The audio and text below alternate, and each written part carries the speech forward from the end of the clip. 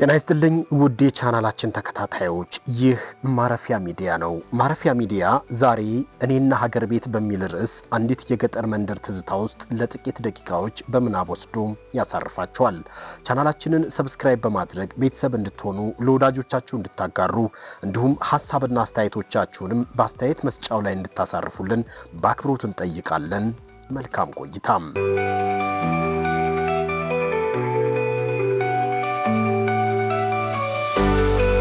እኔና ሀገር ቤት ሰንሰለታማ ተራራ ጥግ ከሚኖሩ ጠንካራ አርሶ አደርና የቤት እመቤት ነው የተወለድኩት።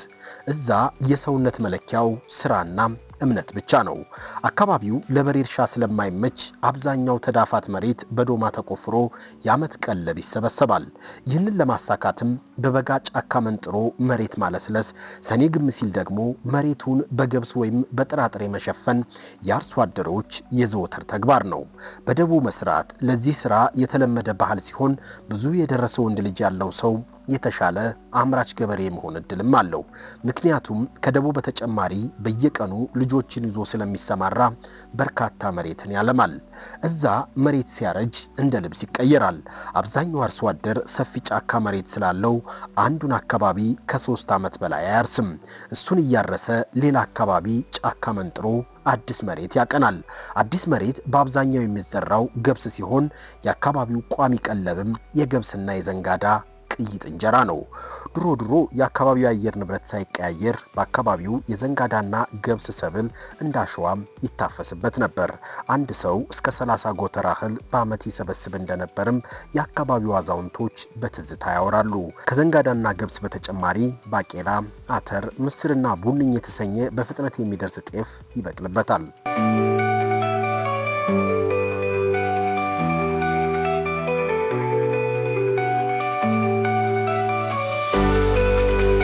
ዝንጀሮ ጥበቃ በአካባቢው ሌላኛው እጅግ ከባድ አድካሚ ስራ ነው። ይህ ስራ የተዘራው ሰብል ማሳ ላይ ተበትኖ በቅሎና ሽቶ ጎተራ እስከሚገባ የሚቀጥል አታካች ስራ ሲሆን በየቀኑ ማልዶ መነሳትና አምሽቶ ወደ ቤት መግባትን ይጠይቃል። በጥቅሉ እህል ተዘርቶ እስከሚሰበሰብ የአንድ ቤተሰብ የመገናኛ ወይም የመሰባሰቢያ ጊዜ ምናልባት ከምሽቱ 3 ሰዓት አካባቢ ሲሆን ይህም ቤት ያፈራው ምግብ እየተበላ የዛሬ ውሎ ግምገማ የሚካሄድበትና የነገ ውሎ የስራ ስምሪት የሚቀመጥበት ነው። ከዛ ሁሉም እንደየማረጉ የጎረመሱ ልጆች ግቢ ውስጥ በሚሰራ ቆጥ፣ ትንንሽ ልጆች ወለል ወይም መደብ ላይ፣ አዋቂዎች ደግሞ ከጠፍር የተሰራ አልጋ ላይ ጎናቸውን ለጥቂት ሰዓታት ካሳረፉ በኋላ ለሌላ ስምሪት ማልደው ይነሳሉ።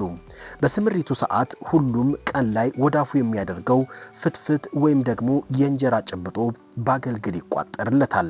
የዝንጀሮ ጥበቃ ስራ በተለይ በጥቅምትና ህዳር ወራት ላይ ከባድ ይሆናል። እህሉ በደረሰ ቁጥር ለዝንጀሮ በጣም ስለሚያጓጓ ነቅቶ መጠበቅ ግድ ነውና አንዳንዴ የምሳ ጊዜ ጭምር አይኖርም። አልፎ አልፎ ደግሞ እዛው ማደርም ሊጠይቅ ይችላል። በዚህ የተነሳ እዛ አካባቢ የኑሮና የህይወት መሰረቱ ስራና ስራ ብቻ ነው።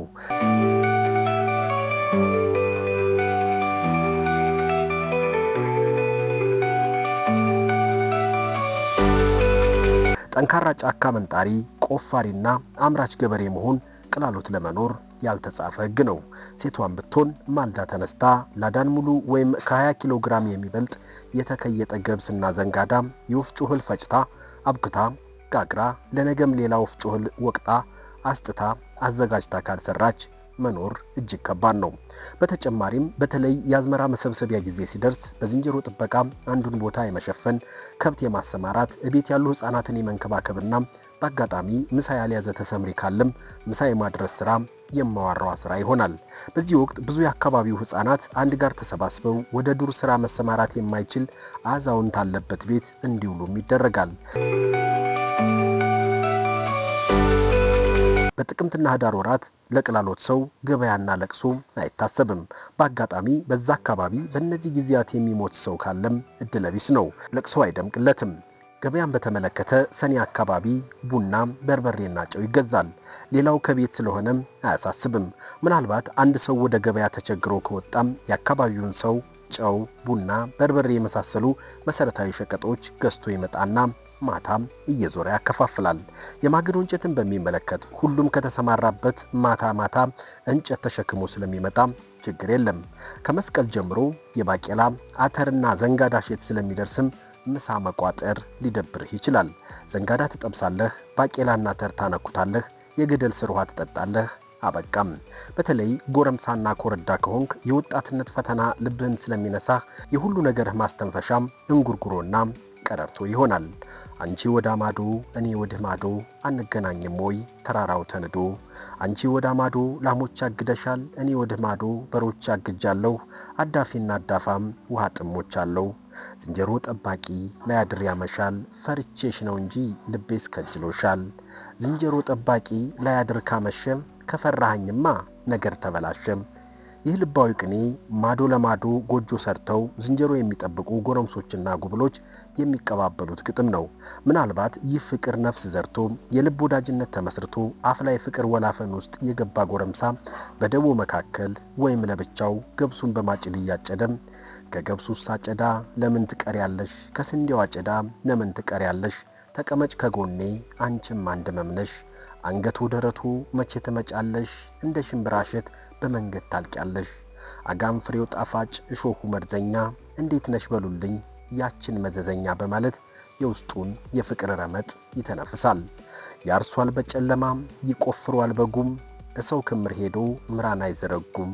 እቺ ግጥም ደግሞ በታህሳስ አካባቢ የሰው ክምርና ነዶ የሚሰርቁ ሰነፍ ወስላቶች መሸንቆጫ ስትሆን፣ በሌላ በኩል ለጠንካራውና ጀግናው አርሶ አደር አያገሌ በለው ሜዳውን በበሬ ዳገቱን በዶማ፣ ክፉ ቀን ቢመጣ ቢጠሩት አይሰማም፣ እያረሰው እንጂ እያርመሰመሰው እህላሸው አይደል ከጅረታ ያፍሰው እየተባለ ይገጠምለታል።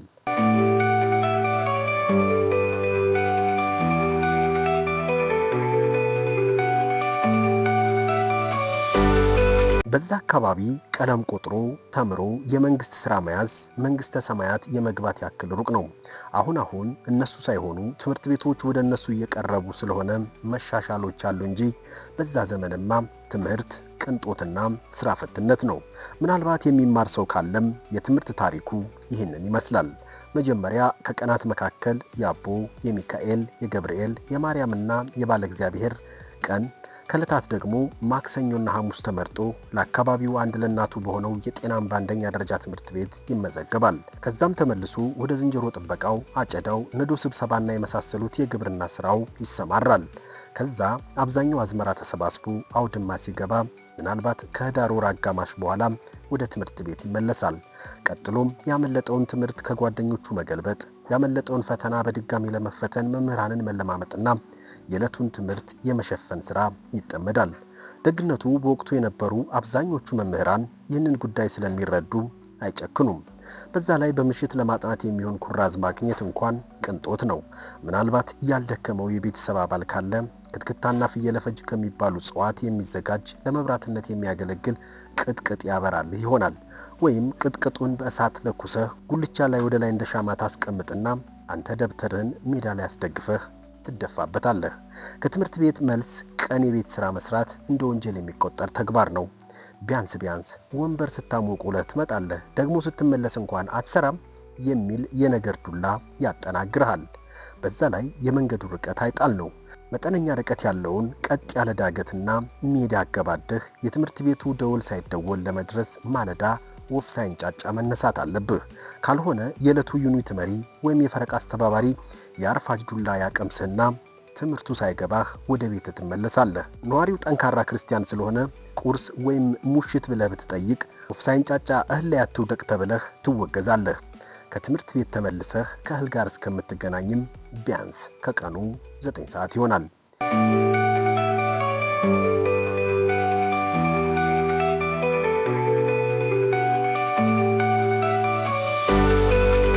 የሚገርመው ነገር ግን በዚህ ሁሉ ፈተና ውስጥ ያለፉ ተማሪዎች ቀለም ላይ አይታሙም። ቢያንስ ከክፍል ክፍል በኩራት ያልፋሉ። ደረጃ ይዘው የሚሸለሙም ነበሩ። ቁጥራቸው ግን በጣም ትንሽ ነው። ለማስታወስ ያክል እነዚህ ልጆች ትምህርት የሚጀምሩት ህዳር አጋማሽ ሲሆን ከመጋቢት በኋላ ደግሞ ለፈተና ካልሆነ በስተቀር ብዙ ጊዜ የሚውሉት ቁፋሮና ምንጣሮ ነው። ጠዋት ቁርስ አያውቁም። አብዛኞቹ ቁምጣ ለባሾች ሲሆኑ ጫማ የላቸውም። አንዳንዶቹ ምናልባት በረባሶ ወይም ጅብ አይበላሽ ጫማ ያደርጋሉ። ኩራዝ የለም። ታዲያ ይህ ሁሉ ቀንበር ሲጫናቸውና እያደጉ ሲመጡ ልባቸው በትምህርት ላይ ያምጽና ብዙም ሳይገፉ ያቋርጣሉ። የአካባቢውም ሰው የተማሩ ናቸው ብሎ ስለሚያስብ የቀበሌ ሹመት ይሰጣቸዋል። ስራቸውም ስራ ለምግብ ወይም እርከን ማሰራት፣ እርዳታ መመዝገብ፣ መታወቂያ ማደል፣ የሰፈር ግጭት መፍታት ወዘተ ይሆናል። አንዳንዶቹ ደግሞ ውትድርናና ፖሊስነት፣ የሰው ሀገር መሄድና ንግድን ይሞክራሉ። ከሰልና እንጨት መሸጥ፣ ፍየል ማርባትና የዳገት ግብርና ስራቸው የሆኑም በርካታ ናቸው። በ1976 ዓ.ም ውትድርና ሄዶ በዛው የጠፋው አጎቴ አንዱ ነው። አጎቴ በጣም ጎበዝ ተማሪ ለመሆኑ በአኩፋዳው ውስጥ ያገኟቸው ደብተሮች ምስክር ናቸው። ብዙዎቹ ደብተሮቹ በቀይና አረንጓዴ ስክሪፕቶ የታረሙና እጅግ በጣም ጥሩ፣ ኤክሰለንት፣ ቨሪ ጉድ የሚሉ ነበሩ። አንዳንድ ጓደኞቹም አጎትህ እኮ በጣም አንበሳ ተማሪ ነበር እያሉ በቁጭት ነግረውኛል። የሴት ልጅ ትምህርትማ በቅላሎት የሚታሰብ ነገር አይደለም። እሷ ትፍተል፣ ትስፋ፣ ትፍጭ፣ ታብካ፣ ትጋግር እንጂ የምን ትምህርት ነው? ከዛ 30 ጋን ጠላ ተጠምቆ ድል ባለ ሰርግ ትዳርና እሷም ሌላ ጫካ መንጣሪ አርሶ አደር ትሆናለች። በጣም የሚከብደው የእሷ የሥራ ድርሻ ነው። ልጅ ወልዳ እንኳን በአግባቡ የመታረስ ዕድሏ በጣም የመነመነ ነው። በተለይ ከመስከረም እስከ ህዳር ባሉ ወራት ውስጥ የወለደች እናት ከባድ ፋውል እንደሰራች ይቆጠራል። በነሐሴና በሐምሌ ከወለደች እንኳን ቢያንስ ልጇን በአንቀልባ አዝላ አንድ ቦታ ዝንጀሮ ትጠብቃለች።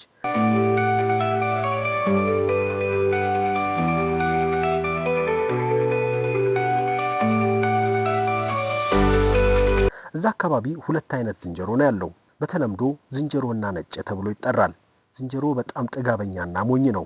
ነጭ ግን ብልህና ደፋር ይመስለኛል። የሚለያዩት በቀለማቸው ነው። ነጭ አመድማ ሲሆን ዝንጀሮ ትንሽ ጠቆር ይላል። ዝንጀሮ ከነቤተሰቡ እህል ውስጥ ከገባ የበላውን በልቶ የተረፈውን ይጨፍርበታል። ነጭ ግን ቀስ ብሎ ገብቶ የበላውን በልቶ ሲጠግብ ሹልክ ብሎ ነው የሚሄደው። ከሰብል በተጨማሪ ሕፃናትን፣ ዶሮዎችን፣ ፍየሎችንና በጎችን ይተናኮላል። አዝመራ ተሰብስቦ ወደ አውድማ ከገባ በኋላ ሁለቱም እንስሳት ነፃነት ያገኛሉ። የታጨደውን መሬት ከቃርሚያነት ወደ እርሻነት ይቀይሩታል። በጭሮሽ ማለት ነው። ለዚህም ይመስላል የአገሬው ገበሬ የገብር ታላችሁ ዝንጀሮ የሚገብር የሰው አይደለም ወይ የሚጭረው ምድር ብሎ የተሳለቀባቸው።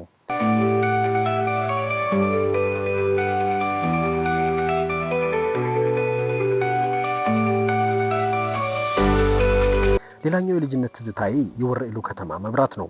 ወረኢሉ ደቡብ ወሎ ውስጥ የምትገኝ ጥንታዊት ከተማ ስትሆን አፄ ምኒልክ ለአድዋ ጦርነት ክተት ያወጁባት ወይም ወረኢሉ ከተህ ላገኝህ የሚል ትዕዛዝ ያስተላለፉባት ጥንታዊት ከተማ ናት። እንደ አጋጣሚ የኛ መንደር ከተራራ ጥግ ሆኖ ከፊት ለፊቱ ግን ክፍት በመሆኑ ወደ ጃማና ወረኢሉ አካባቢዎች ማየት ይቻላል። በተለይ በምሽት ጊዜ የወረኢሉ ከተማ መብራት በቀጥታ ይታይ ስለነበር መብራቱን እንደ ሰዓት መቁጠሪያም እንጠቀምበት ነበር። ምክንያቱም የወረኢሉ ከተማ መብራት ከምሽቱ 12 ሰዓት ላይ ይበራና ከምሽቱ 3 ሰዓት ላይ ይጠፋል። እኛም 3 ሰዓት መሆኑን አምነን እጃችንን ታጥበን በጥሬ የተቆዘረውን ሆዳችንን በገብስ እንጀራና በባቄላ ሽሮ ወጥ አለስልሰን ወደ መኝታችን እንበታተናለን። ቅላሎት እንግዳ መሆን ካማረህ ከህዳር መገባደጃ በኋላ ወይም ለህዳር ማርያም ጀምረህ ብቅ በል። በዘንጋዳ ጠላና በገብስ እንጀራ እንዲሁም በፍየል ቋንጣ ትንቀባረራለህ። ከዛ በፊት ከመጣህ ግን ራስህን ወይ ለዝንጀሮ ጥበቃ አለያም ላጨዳና ለሸክም አዘጋጅ። ለእንግድነት ሳይሆን አዝመራን ከዝንጀሮ ተሻምቶ ወደ አውድማ ለማስገባት የወሰንክ የክፉ ቀን ወዳጅ ትሆናለህ። ይህ የአገር ቤት የልጅነት ትዝታዬ ነበር። አሁን በዛ ምድር ላይ ያለው ታሪክ ሌላ ነው። ሁሉ ነገር ውድ ሆኗል። የወይራ ሰገድና ክትክታ ጫካው የለም። የበልግ ዝናብ እንደ ታሪክ እየተወራ ነው። በፈረቃ የሚታረስ መሬትም የለም። በቁፋሮ የሚታረሰው ዳገት በጎርፍ ተሟጦ ምርት መስጠት አቁሟል። ይባስ ብሎ መንግስት ለድጎማ የሚሰጠው የሴፍትኔት እርዳታም ከቆመ ዓመታት ተቆጠሩ። በአካባቢው ትምህርት ቤቶች በመስፋፋታቸው የተማሩ ወጣቶች ቢበዙም ስራ ቅንጦት ሆኗል። የአያቴ ረጃጅም ተረቶች፣ የአባቴ መሳጭ የዘፈን ግጥሞች፣ የፍየልና የበጎች ጋጥ ጠረን፣ የልጅነት አብሮ አደጎች አባሮሽና ሸርተቴ ጨዋታ፣ ብቻ ሁሉም ነገር የለም። የቀረኝ አንጀትን ሰርስሮ እንደ ሻህላ የሚበላ ትዝታ፣ እንደ ትላንት የቀረበ የሁነቶች ድርድር፣ የማይጨበጥ ተመልሶ የማይገኝ ልጅነት ብቻ ነው። እሱም ከሄድኩበት እንደ ጥላ ይከተለኛል። ስለተከታተላችሁን ምስጋናችን ወደር የለውም። ታሪኩን ከወደዳችሁት ለጓደኞቻችሁ አጋሩ። ቻናላችንን ሰብስክራይብ አድርጉ። በሌላ ታሪክ እንገናኛለን። ሰላም